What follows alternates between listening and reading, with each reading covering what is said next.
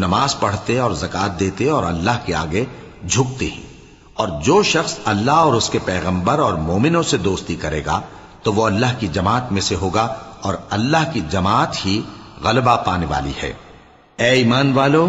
جن لوگوں کو تم سے پہلے کتابیں دی گئی تھیں ان کو اور کافروں کو جنہوں نے تمہارے دین کو ہنسی اور کھیل بنا رکھا ہے دوست نہ بناؤ، اور مومن ہو تو اللہ ہی سے ڈرتے رہو، اور جب تم لوگ نماز کے لیے اذان دیتے ہو تو یہ اسے بھی ہنسی اور کھیل بناتے ہیں، یہ اس لیے کہ سمجھ نہیں رکھتے۔ کہو کہ اے اہل کتاب، تم ہم میں برائی ہی کیا دیکھتے ہو، سوائے اس کے کہ ہم اللہ پر اور جو کتاب ہم پر نازل ہوئی اس پر اور جو کتابیں پہلے نازل ہوئیں ان سب پر ایمان لائے ہیں، اور یہ کہ تم میں اکثر بد کردار ہیں۔ کہو کیا میں تمہیں بتاؤں کہ اللہ کے ہاں اس سے بھی بدتر جزا پانے والے کون ہیں؟ وہ لوگ ہیں جن پر اللہ نے لعنت کی اور جن پر وہ غضبناک ہوا، اور جن کو ان میں سے بندر اور سور بنا دیا، اور جنہوں نے شیطان کی پرستش کی، ایسے لوگوں کا برا ٹھکانہ ہے، اور وہ سیدھے رستے سے بہت دور ہیں۔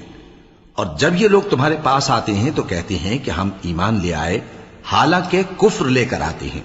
اور اسی کو لے کر جاتے ہیں، اور جن باتوں کو یہ چھپاتے ہیں اللہ ان کو خوب جانتا ہے۔ اور تم دیکھو گے کہ ان میں اکثر گناہ اور زیادتی اور حرام کھانے میں جلدی کر رہے ہیں،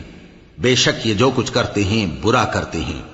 بھلا ان کے مشائخ اور علماء انہیں گناہ کی باتیں کہنے اور حرام کھانے سے منع کیوں نہیں کرتے؟ بلا شبہ وہ بھی برا کرتے ہیں۔ اور یہود کہتے ہیں کہ اللہ کا ہاتھ بندھا ہوا ہے، یعنی اللہ بخیل ہے، انہی کے ہاتھ باندھے جائیں، اور ایسا کہنے کے سبب ان پر لعنت ہو۔